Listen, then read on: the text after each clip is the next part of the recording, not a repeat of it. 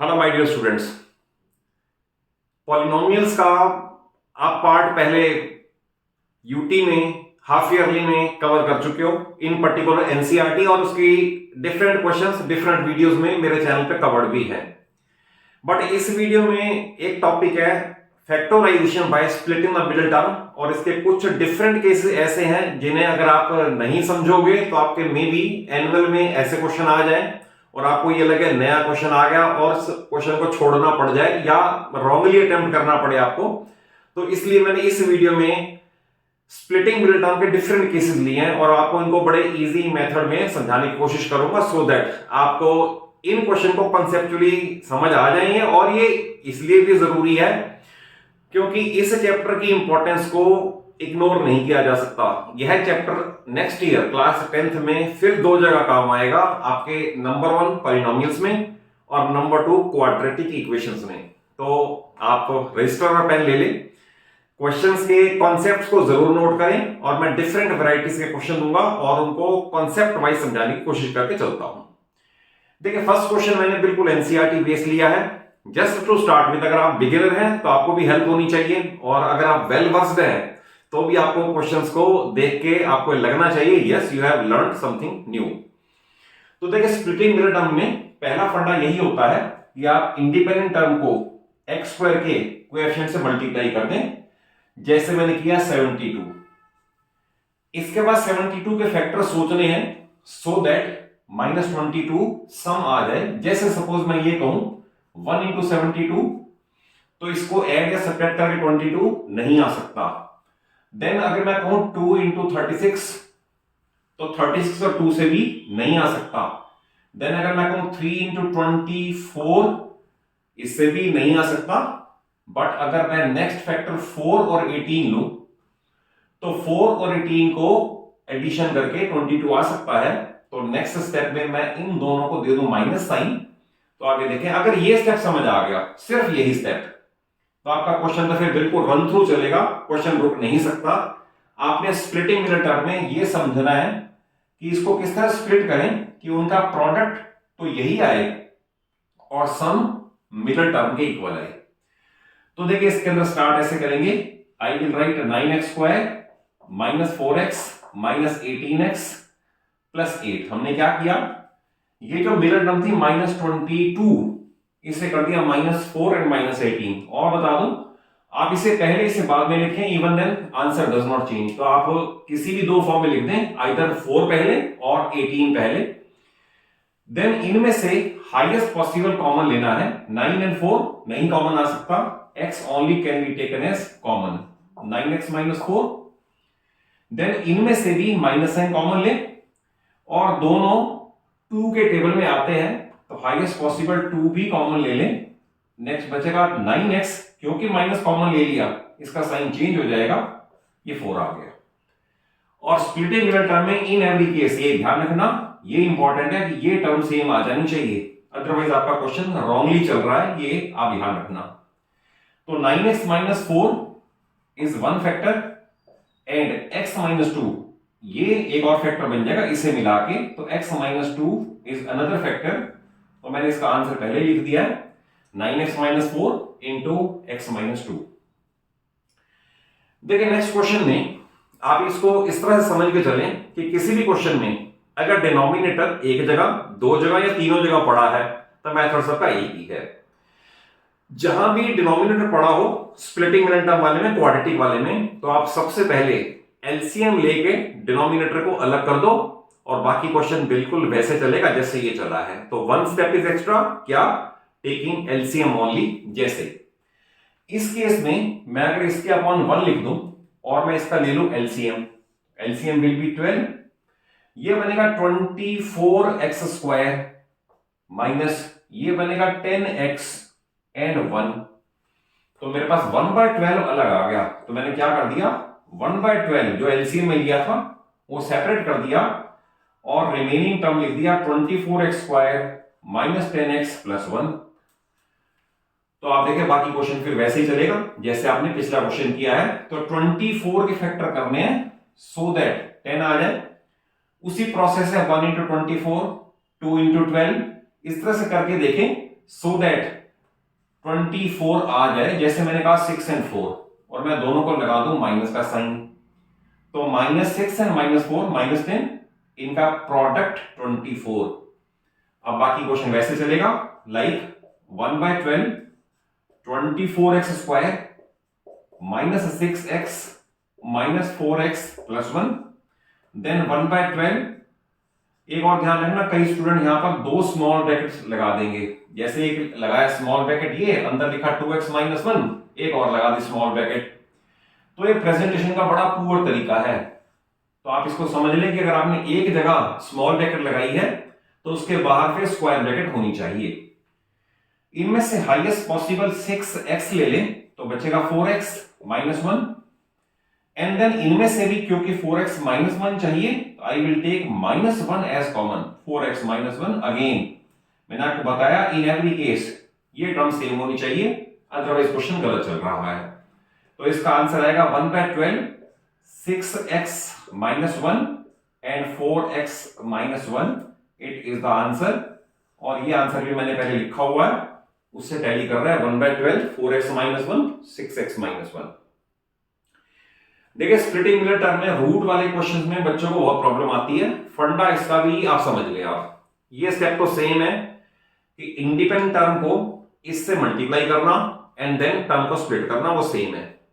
But इसमें याद रखना कि कहीं एक या दो जगह आपको 3 की जगह लिखना पड़ेगा √3 × √3, या 2 की जगह लिखना पड़ेगा √2 × √2।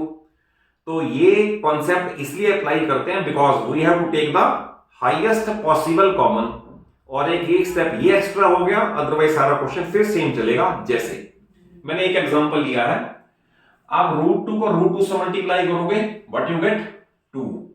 2 के फैक्टर 3 तक चाहिए, नो नीड टू से 2 and 1। तो पहला स्टेप तो ये हो गया। तो आप इसे लिखोगे √2x² + 2x + 1x। क्यों? क्योंकि हमने ये इसका किया है, तो 2x and 1x प्लस √2 से। तो देखिए यहां तक सेम है, सिर्फ a और c को मल्टीप्लाई करना, यहां a होता है यहां c होता है, इसको मल्टीप्लाई करना एंड देन इसके फैक्टर्स ढूंढना, जैसे मैंने किया 2 and 1। अब इंपॉर्टेंट इसके अंदर ये आ गया कि इस 2 को हम लिखेंगे √2 × √2, तो √2x² plus it will B √2 × √2 × x, और ये सेम। अब देखिए इसमें से हाईएस्ट पॉसिबल, दोनों में से √2 भी कॉमन आ सकता है एंड एक x भी कॉमन आ सकता है। √2x निकल गया देन x रहेगा, √2x निकल गया देन √2 रहेगा। क्लियर है? इनमें से अगर कुछ भी कॉमन नहीं आता तो कई स्टूडेंट कुछ छोड़ देते हैं, 1 जरूर लिख दें यहां पर, क्योंकि फैक्टर से मिलाना है। 1 कॉमन ले लें, x + √2। अगेन वही बात बता रहा हूं कि इन एवरी केस ये फैक्टर सेम आ जाना चाहिए। तो इसका लास्ट स्टेप बनेगा √2x + 1 first factor and x + √2 second factor. मैंने आंसर लिख दिया है x + √2 √2x + 1। देखिए नेक्स्ट क्वेश्चन बड़ा इंपॉर्टेंट है। ये बहुत स्टूडेंट स्टार्ट ही कहां से करेंगे, इसको एक्सपेंड कर देते हैं, a + b the whole square करके ओपन कर देंगे। इसे ओपन कर दिया, इसे ओपन कर दिया, और आपका lot of time is wasted और क्वेश्चन का सही आंसर आ ही नहीं सकता। तो आपको पहचान बता दूं, इसके अंदर ये दोनों टर्म सेम होगी। इस तरह के क्वेश्चन में ये विदाउट स्क्वायर होगा और ये विद स्क्वायर होगा। जैसे मान लो मैं लिख दूं 2x + y, तो यहां भी 2x + y ही मिलेगा बट बिना स्क्वायर के। या यहां होगा मान लो 5x - y, तो यहां भी 5x - y ही मिलेगा पर बिना स्क्वायर के। तो इन सब क्वेश्चंस में जो पार्ट दोनों में सेम है आप उसे p या z मान लो, और एक स्टेप और ये एक्स्ट्रा हो गया, बाकी सारा क्वेश्चन फिर सेम चलेगा। जैसे इसको स्टार्ट करेंगे इस तरह से, लेट x + y = p। तो हमारा क्वेश्चन बन गया 2p²। तो मेरा क्वेश्चन बन गया 2p² - 9p, क्योंकि ये p है, एंड -5, ये p² और ये p। Clear? Then next step है -10। -10 के फैक्टर चाहिए, 10 and 1 कर दें, और ये माइनस और प्लस कर दें। रीजन बीइंग सम चाहिए -9, वो इस तरह से आएगा, प्रोडक्ट चाहिए -10। इसे फैक्टराइज करोगे तो ये इस तरह से आएगा 2p² minus 10p plus 1p minus 5। Clear? इनमें से हाईएस्ट पॉसिबल 2p आएगा, अंदर बचेगा p माइनस 5, और ये p माइनस 5 है तो 1 जरूर शो कर दें, और p minus 5 same in every case, ये सेम होना चाहिए। इसका रिजल्ट आया हमारे पास is equal to 2p plus 1 and p minus 5। अच्छा, कई स्टूडेंट यहां पर इसे यहीं छोड़ देते हैं, और फिर क्वेश्चन में मार्क्स तो फुल अवार्ड हो ही नहीं सकते, क्योंकि p हमने इसमें एज्यूम किया था, हमने स्प्लिटिंग मिनटम तो की, बट p तो एज्यूम्ड फैक्टर है ना। Question was originally in x and y, तो we replace back the value of p in forms of x and y, और फाइनल आंसर ये बनेगा। मैं इस p की जगह अगर मैं लिख दूं x प्लस वाई, तो ये बन जाएगा 2x plus 2y, 2x plus 2y plus 1 as it is. Then इस p की जगह मैं कर दूं x प्लस y, तो ये बन जाएगा x plus y minus 5 and it is the final answer. और आंसर मैंने फिर पहले लिखा हुआ है, आप उसको उससे मैच कर लें। ये इससे मैच कर गया, 2x प्लस 2y प्लस 1 और x प्लस y माइनस 5, ये आंसर मैच कर गया।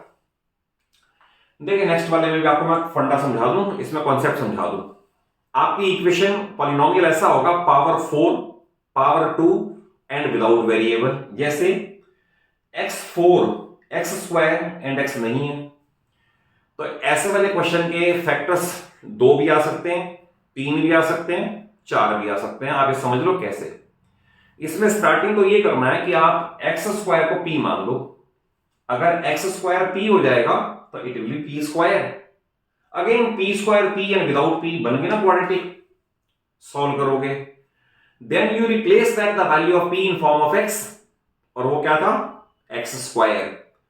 अब आपके दो फैक्टर ऐसे बन जाएंगे, x² माइनस 2, x² प्लस 4 ऐसे बनेंगे। अब मे बी ये फर्दर स्प्लिट ना हो तो यहीं छोड़ना पड़े, बट मे बी इनमें से एक हो, a² माइनस b² यूज करके उसके दो फैक्टर बने, और मे बी दोनों ही फैक्टराइज हो जाएं और 4 फैक्टर बने। तो every possibility is there, but just for covering all type मैंने सिर्फ एक क्वेश्चन लिया, आप इसे समझ लो, आप सिमिलर क्वेश्चन प्रैक्टिस कर लो। और रिपीटेडली मैं एक ही चीज बोलता हूं कि आपको किसी क्वेश्चन में कोई डाउट आए तो आप कमेंट बॉक्स में जाके जरूर पॉइंट आउट कर दो कि इस क्वेश्चन में ये डिफिकल्टी आ रही है। I will certainly reply for that कि इसमें कहां आपने गलती की हुई है। तो देखिए इस क्वेश्चन में स्टार्ट कैसे करेंगे।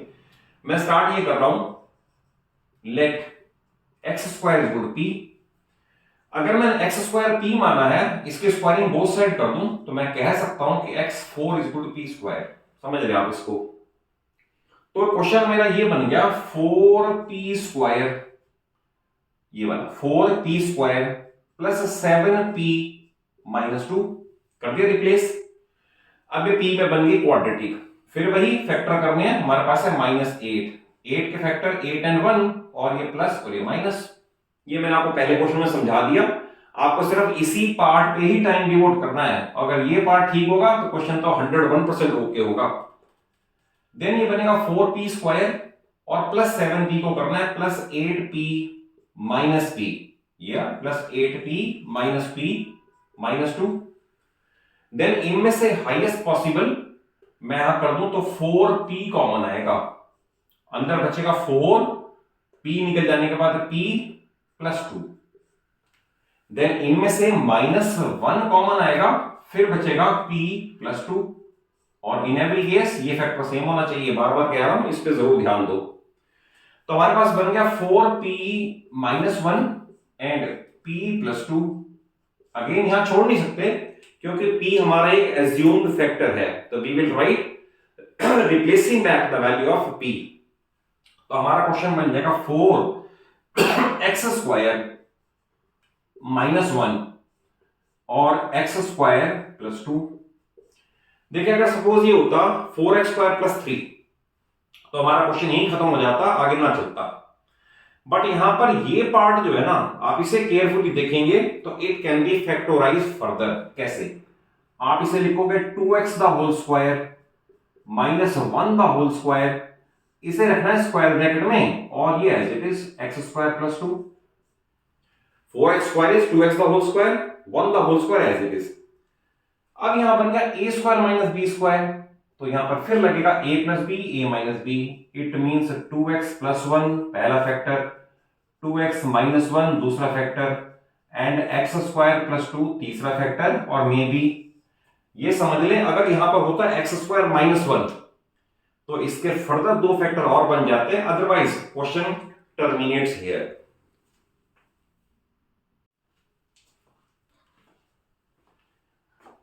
और नेक्स्ट क्वेश्चन स्टार्ट करने से पहले I will like to share one thing कि अगर आप मेरे चैनल पे नए हैं तो आप चैनल को जरूर सब्सक्राइब कर लें. Reason being through my long experience मैं 9th और 10th को पूरी फिजिक्स, केमिस्ट्री और maths from basic level to the toughest level मैं अपनी वीडियो में देने की कोशिश कर रहा हूं.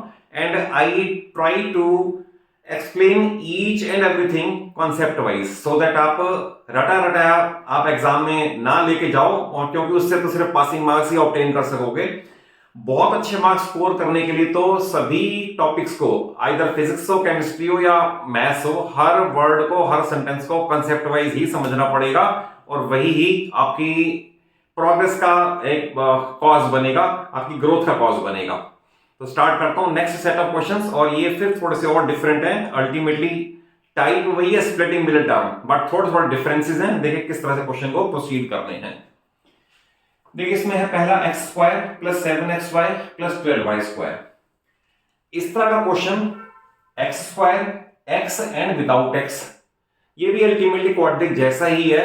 आप बस सिर्फ जो प्रोडक्ट है ना, अब उसमें मिडिल टर्म एक्स वाई वाली चलेगी, ओनली न्यूमेरिकल x नहीं चलेगा क्योंकि y इधर v है. जैसे अगर आप सपोज 12 के फैक्टर करना चाहो तो 12 के फैक्टर बनेंगे 4 एंड 3, आप सिर्फ 7 देखें आप, तो क्वेश्चन हमारा रिड्यूस हो गया x square plus 4xy plus 3xy, ये हमारा 7xy पूरा हो गया, प्लस 12y स्क्वायर. तो बस सिर्फ यही स्टेप एक्स्ट्रा है. आप याद ये को x square, x and without x, और ये यहां भी है.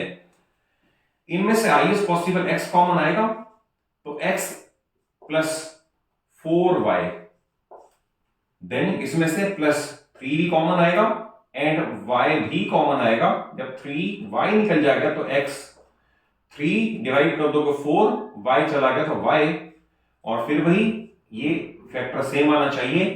It means x plus 3y first factor and x plus 4y second factor. Answer मैंने पहले लिख दिया है, x plus 3y, x plus 4y. देखिए कितना सिंपल है, और अपेरेंटली लगेगा कि आपको एनसीईआरटी से हट के है, नया क्वेश्चन है, but you can attempt it very easily.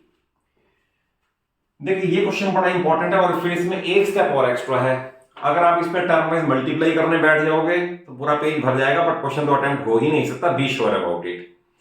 इसके अंदर आप ये पहचान कर लें कि इस ब्रैकेट में जो टर्म है, अगर मैं इसे p मानूं तो यहां p प्लस समथिंग और या p माइनस समथिंग और पड़ा होगा, एंड एक टर्म और होगी. दैट इज ये पार्ट पे ध्यान देना, ये दोनों में सेम होगा, प्लस समथिंग या माइनस अलग होगा, एक टर्म और होगी. तो सारे क्वेश्चन इसी तरह से होंगे. तो इसमें स्टार्ट करूंगा, let X square minus 4x equal to p. तो क्वेश्चन हमारा बन गया p with in bracket p plus 1 minus 20. मैंने प्लेस कर दिया p प्लस 1 माइनस 20. इसे फर्दर लिखोगे p square plus p minus 20. फिर वही है माइनस 20 के फैक्टर करने हैं, तो इसे मैं कर दूं 5 एंड 4 और प्लस और माइनस. आप चेक कर लो, हमें प्लस 1 चाहिए, तो प्लस 1 आ जाएगा और माइनस के 4 रहेंगे. तो p square plus 5p minus 4p minus 20. Then फिर वही कॉमन लेना, फर्स्ट ब्रैकेट में आप इसमें से p कॉमन लोगे, बचेगा p plus 5. Then minus 4 common लोगे, फिर बचेगा p प्लस 5. रीजन भी जब भी यहां से माइनस कॉमन लोगे ना तो ये साइन प्लस हो जाएगा या चेंज हो जाएगा, आप ये मान लो. तो p प्लस 5 सेम आ गया, तो it is p plus 5 and p minus 4. But question does not terminate here, क्योंकि हमने x की टर्म को p की फॉर्म में लिखा था. तो putting back the value of p, तो I will write x square minus 4x plus 5 and x square -4x-4। तो देखिए इसमें आप इसकी मिलाना स्प्लिट करके यहां नहीं पहुंच सकते, इसकी मिलाना स्प्लिट करके यहां नहीं पहुंच सकते, तो ऑब्वियस है क्वेश्चन टर्मिनेट्स हियर, क्योंकि अगर सपोज इनमें से इसकी मिलाना स्प्लिट हो जाती तो 2 and 1 3 फैक्टर आते, इसकी भी हो जाती तो 4 फैक्टर्स आ जाते, बट इस केस में आप करके देख लो +5 के फैक्टर -4 तक नहीं आ सकते, तो इसे यहीं छोड़ना पड़ेगा, यही इसका आंसर है। ये देखिए ये क्वेश्चन भी वैसा ही है, m8 -11m4n4 -80n8। तो इसके अंदर अगर सपोज मैं ये कर दूं, put m4 = p and n4 = q, तो अगर मैंने m4 को p कहा तो स्क्वायरिंग बोथ साइड से मैं कह सकता हूं कि m8 is p² और m8 is q²। तो देखिए क्वेश्चन हमारा बन गया m² नहीं, ये बन जाएगा हमारा p², क्योंकि हमने m4 को p मान लिया है। ये बन जाएगा p² -11pq, pq क्योंकि हमने ये p और q माने हुए हैं, -80, और ये बन जाएगा q² क्योंकि हमने n4 को q माना है। देखिए ध्यान से, अब ये क्वेश्चन ऐसा ये आप पहले कर चुके mn वाला, और पिछले वाले सेट में था, तो ये क्वेश्चन आप पहले कर चुके हो। फिर वही है p² p and without p, तो आप -80 के फैक्टर करके देख लो, और हमें अगर 16 and 5 करें और ये माइनस और प्लस कर दें, तो आप देखो -80 के फैक्टर -11 चाहिए, तो -16 और +5 से आएगा और प्रोडक्ट रहेगा -80।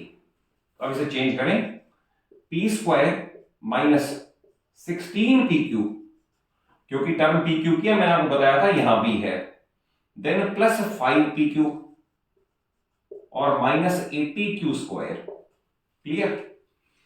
अब इनमें से हाईएस्ट पॉसिबल कॉमन लोगे, p कॉमन आएगा, बचेगा p -16q। देन इसमें से लोगे तो एक तो 5 के टेबल में दोनों आ रहे हैं, ये आ जाएगा, एंड सेकेंडली एक q भी कॉमन आ जाएगा, 5q निकल जाएगा तो p रहेगा, 5 से डिवाइड करोगे 16, एक q निकल गया एंड q फिर रहेगा। इन एवरी केस ये फैक्टर सेम आ जाना चाहिए, तो इसका रिजल्ट रहा p + 5q 1 फैक्टर और p -16q एक और फैक्टर। बट क्वेश्चन अभी टर्मिनेट नहीं हुआ, क्योंकि हमारा क्वेश्चन था ओरिजिनली m और n में।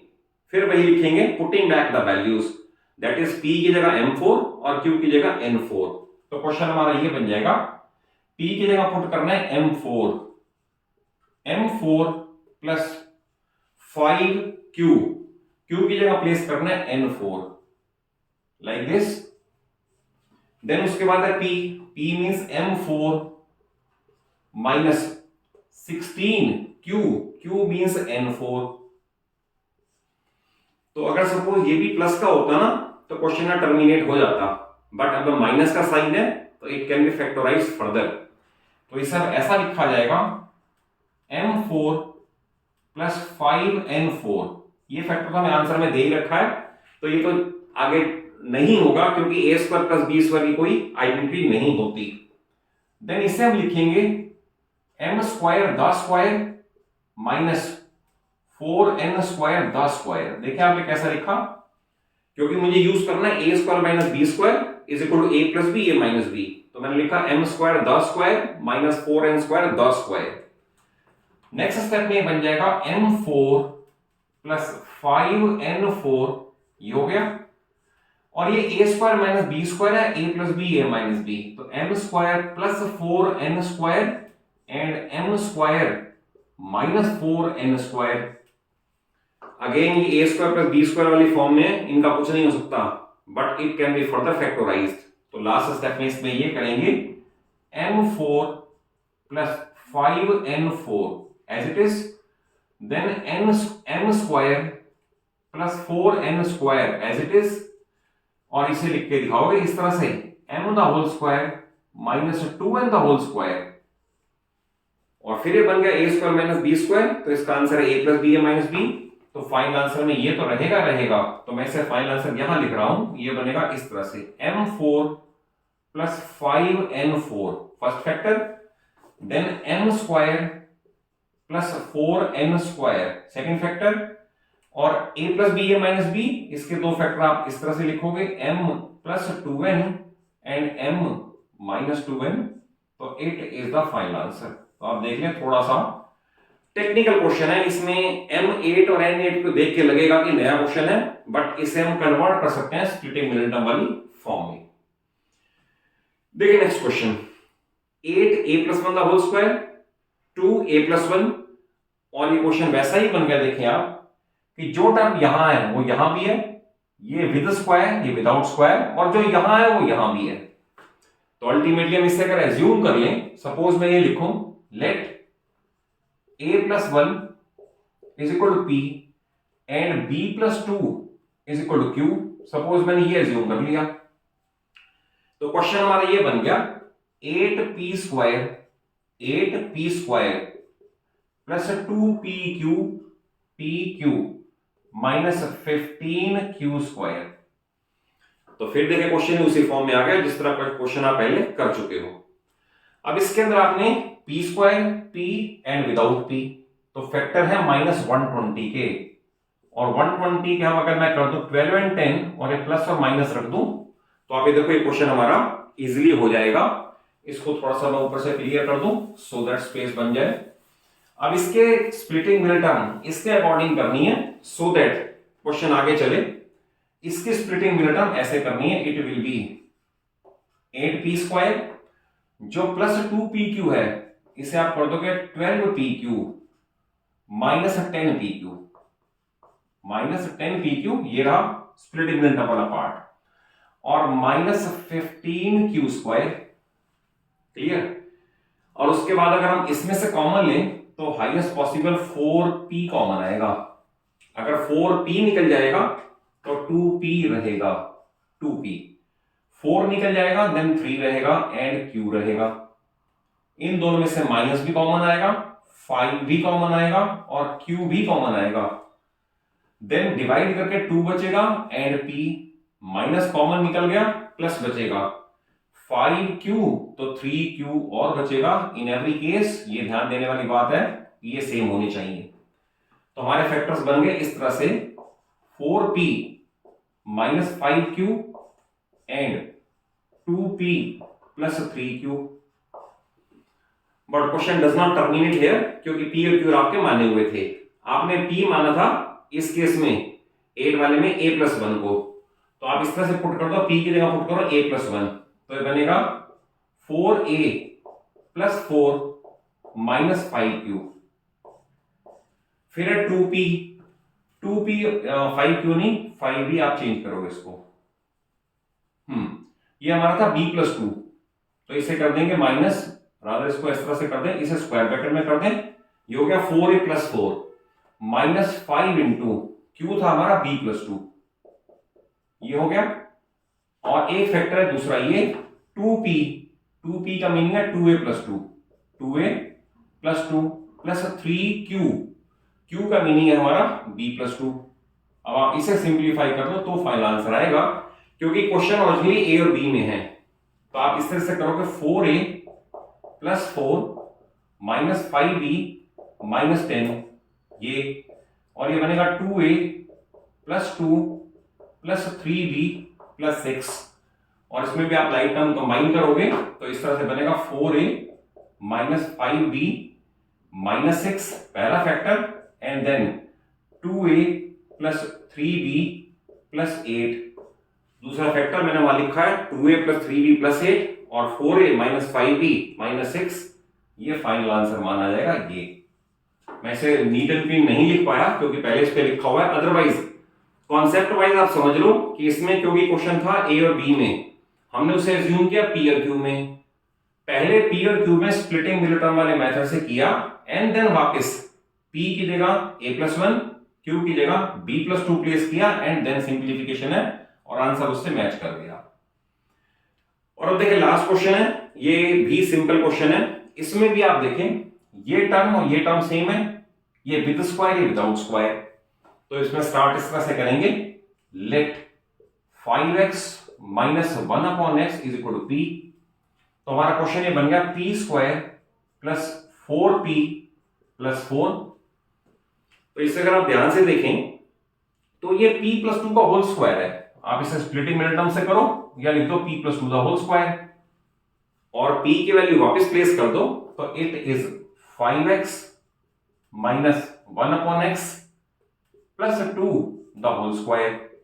और आप चाहो तो इसी को दो बार लिख दो, जैसे आपने ये आप ऐसा लिख सकते हो 5x minus 1/x plus 2 one time and 5x minus 1/x plus 2 one more time. तो अल्टीमेटली स्क्वायर लिखना या इस तरह से लिखना, इन दोनों में कोई डिफरेंस नहीं है और इन every case you get full marks. तो आई हैव ट्राइड कि आपको स्प्लिटिंग मिनट टर्म के सारे वो टाइप करवा दूं जो 9th के किसी भी स्कूल में पूछे जा सकते हैं। आप इसमें अगर इतना कर लोगे, देखिए वैसे तो यूजुअली स्कूल में मीडियोकर लेवल के क्वेश्चंस आते हैं सो दैट एवरेज स्टूडेंट भी उनको अटेम्प्ट कर सके। But if you want to excel, if you want to defeat others, if you want to go ahead, तो आपको बाकियों से कुछ तो सेपरेट करके चलना ही पड़ेगा ना। अगर डिफरेंट करोगे तो ही डिफरेंटली परफॉर्म कर पाओगे। तो आई एम ट्राइंग कि आपको ऐसे क्वेश्चन करवा दूं जो आपको कहीं रुकने ना दें। आपका हर क्वेश्चन पे हाथ स्पीड से चलना चाहिए, बिकॉज अगर आपने कर रखा होगा तभी आप कर पाओगे। अगर फर्स्ट टाइम सिचुएशन फेस करोगे तो डिफिकल्टी ही फील होगी। तो अगर कॉन्सेप्चुअली समझ आया हो, वीडियो अच्छी लगे तो एक अच्छा सा लाइक जरूर दे देना और अपने सभी फ्रेंड्स को, सभी क्लासमेट्स को वीडियो जरूर शेयर कर लो, क्योंकि पूरी फिजिक्स, केमिस्ट्री और मैथ्स क्लास 9th और 10th की मैं अपने चैनल पे आपको बड़े इजी और स्मूथ वे में देने की कोशिश कर रहा हूं, सो दैट आप किसी भी लेवल के स्टूडेंट्स हो, आपको मेरे चैनल पे वीडियोस को वॉच करके आपको लगना चाहिए कि you are gaining knowledge. Thank you for watching the video.